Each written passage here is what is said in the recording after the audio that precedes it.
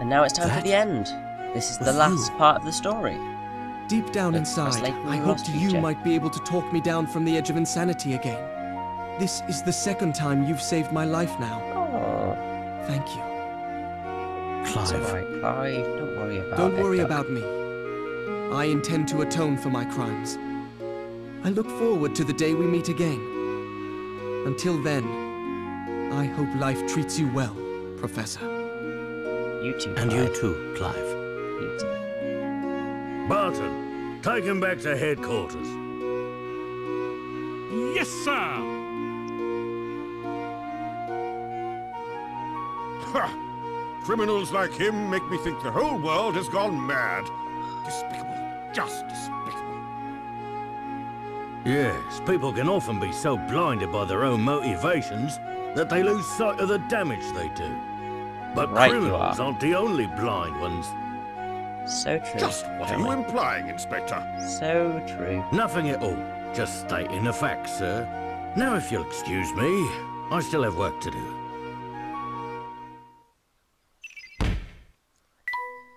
Future Luke is really a young man named Clive who lost his parents in the time machine accident 10 years ago. He's been planning his revenge on those responsible ever since. He called upon Layton hoping that the Professor could save him from his own madness. She's just so sad when you think about it. Now, I warn you now, I'm probably going to cry in this part, but I'll leave that till then. I finally understand why Clive asked me to come here. He is the boy I saved from that explosion 10 years ago. He may have committed a terrible crime, but I do believe he is a kind person at heart. If nothing else, he behaved like a gentleman during my investigation, and I, for one, believe his promises to atone for his sins. But yeah, when I first played Lost Future, I cried a bit that's about to come up shortly. So if I cry again now, I don't know what to say. It'll probably just be tears, but when I think of all the suffering try and I keep caused in quiet. the name of research. I'm absolutely bloody It was helpless. terrible. But I see you must have loved Claire very much to do what you did. Yes, The very more true. I reflect on it, the more unsure I am as to whether it was love or pride that compelled me. For 10 long years I chased after what so many called impossible. But I've come to my senses now. Good. But you know, Herschel, there is one detail that you got wrong. Ooh, What are you what is referring that? to? Oh, I don't think I have much longer here, Herschel. I don't know what you mean. You've taken awfully good care of that hat I gave you. whoa. What did you say? Oi, there you are, Layton. I did a background check on Claire's family like you asked. There's no record of Claire having a younger sister. Which means... Yes, it was quite a shock when I first worked it out. But you can't really mean. It's me, Herschel. It's Claire. Wow. While it defies logic, it seems the experiment 10 years ago wasn't a complete failure. Somehow Claire was shot 10 years into the future. To our present. Yes, the time machine worked. If only for that single moment before it exploded. Wow. That's not possible. It is. Unfortunately, however, there were more complications. Right? Shortly after appearing in the present, Claire's body showed signs of molecular instability. It was trying to return to its own time. I attribute that phenomenon to the incomplete nature of the time machine. She didn't have long here. I worked on the machine in the hopes of finding a way to stabilize her existence in the present. But it seems inevitable that she'll return to her own time. To the moment of the blast. I begged Dimitri to stop his work. Tampering further with time can only result in more anomalies. There's no telling what chaos we'd release upon the world if we tried to save the dead from their fate. The flow of time must remain linear. We all know the consequences of changing its course. But Dimitri wouldn't listen to me. That's when I knew the only way to stop him was through you, Herschel. What Dimitri, Bill, and I did 10 years ago broke the laws of nature. And now we must pay. This is all so incomprehensible. It's time to end this, Dimitri. Yes, it does seem that way. My research has threatened our very existence, and it could do so again. Tonight, I will close the book on the time machine. Forever. Okay. Celeste turned out to be Claire herself. Sent into the present from the day of her accident 10 years ago. Accepting her fate, she bids farewell to Professor Layton and travels back to her own time, to the day of her tragic accident. The truths that Celeste and Dimitri shared with me were hard to accept. Celeste is not just someone who looks like Claire, she really is. There is no time. There is no other way. Claire is going back to that day, leaving only a little of her warmth behind. And here comes the scene. Bear with me if I do start blibbering. I'll try and talk to you afterwards. Because I just can't not tear up at this scene. It's just so beautiful and sad and... oh. I suppose this is it, Herschel. I have to go back to my own time. Back to that day when we parted. No, Claire. I'm sorry, I can't stay.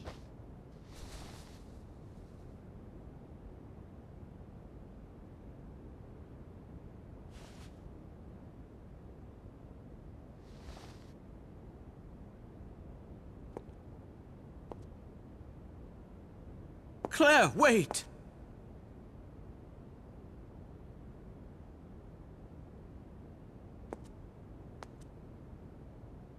We had so many plans for the future. You won't forget, will you? Our shared past and our lost future.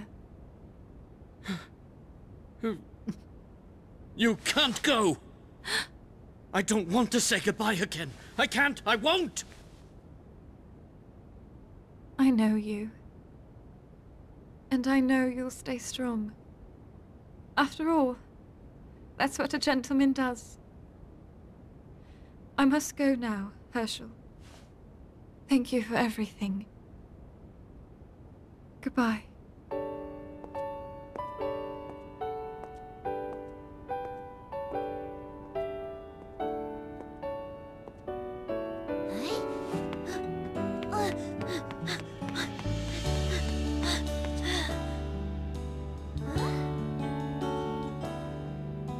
She's gone!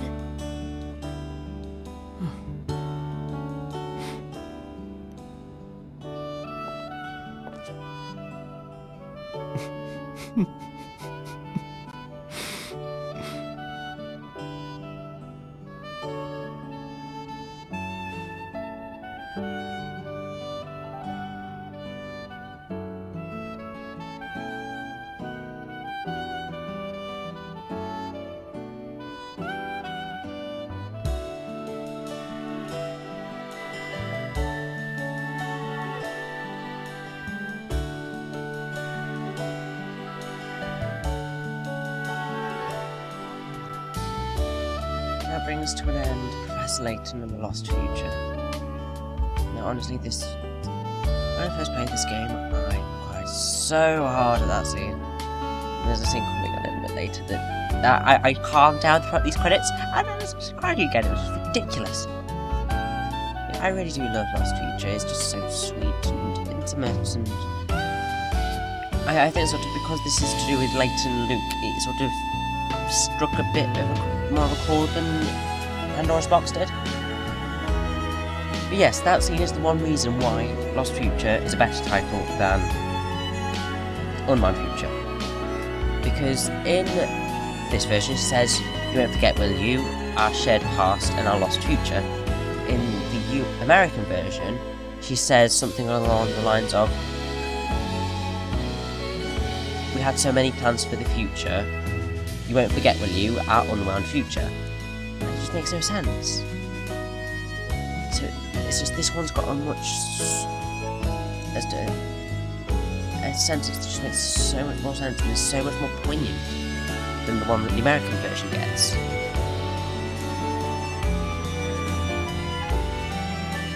And, yeah.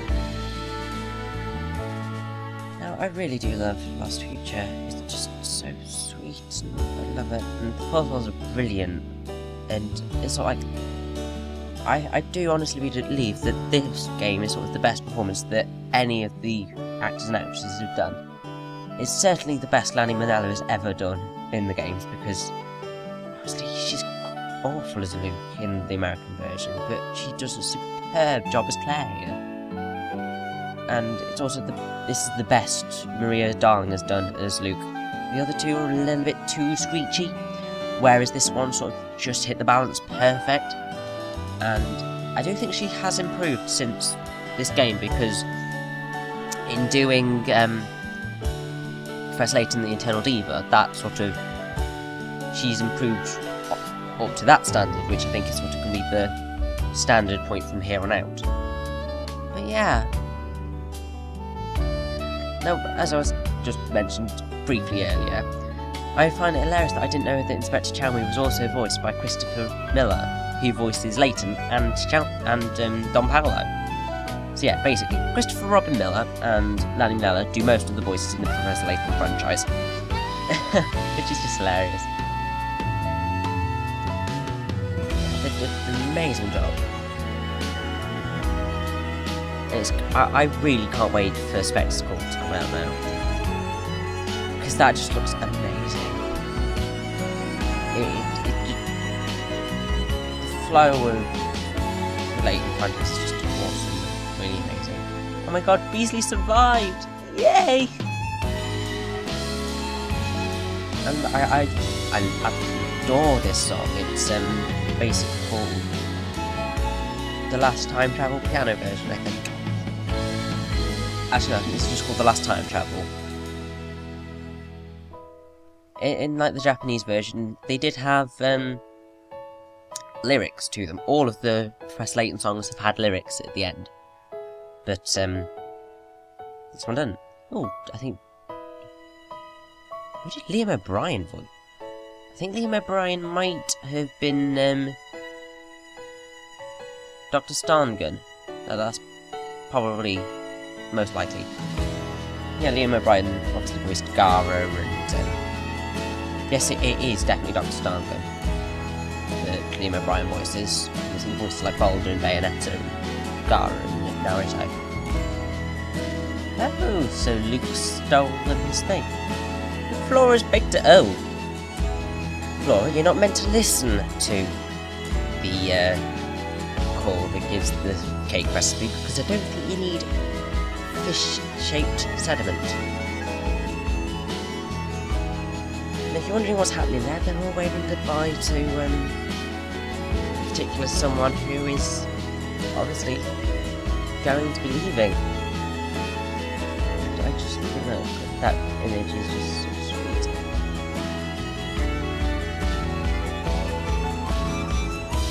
Level 5, I once again commend you on an excellent game. You really did outdo yourselves on this one.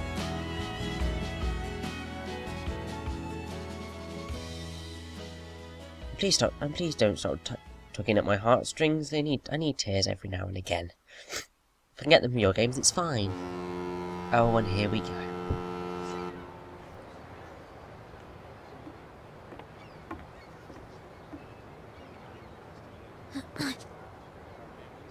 I suppose this is goodbye. Oh no, my boy. This is so long, not goodbye. Quite right, Professor. Now look, you know a gentleman never makes a scene in public. I'm sorry, Professor, but I'm not a gentleman yet.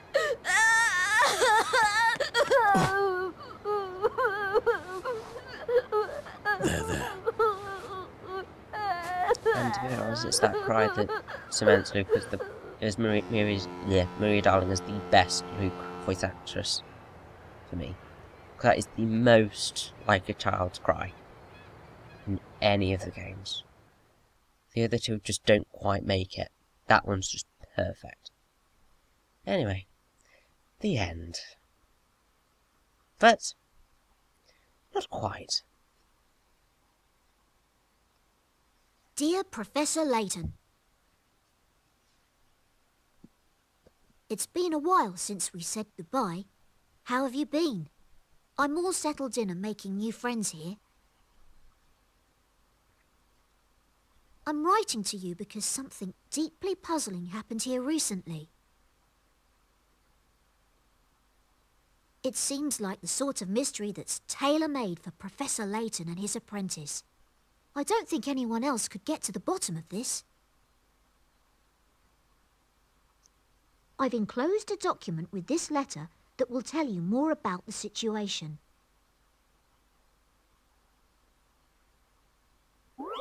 And here we have Puzzle 130, the final puzzle. Hey Professor, all the information about our next adventure is in this sealed document. Do you like my seal, by the way? It's just like the one you use, except it looks like my hat and the L stands for Luke. The colour even matches my hat. The fact the seal has made me think of a puzzle. There's the 4 examples, A, B, and C and D. Which one is my actual stamp? You have to solve this puzzle before breaking the seal. It's C. Let's see if I've got this right. There we go. Few things satisfy like a puzzle solved. Hurry up, Professor, break the seal and read the document.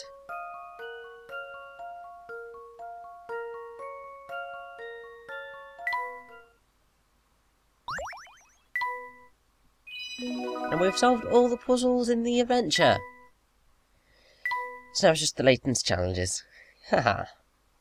I can't wait to start this new adventure with you. Please write back as soon as you get this.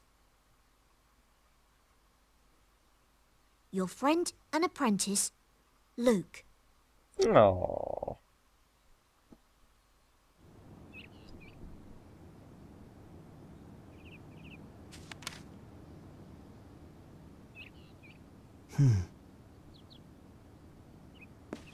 So weird seeing Layton without his hat. But it's to be continued. And that brings us to the end of the Professor Layton and the Lost Future walkthrough. We've solved every puzzle. We've just got the Layton's challenges to do. And for those of you who are deciding to leave us now, I hope you enjoyed this walkthrough. And I shall see you all in the next one. See you then.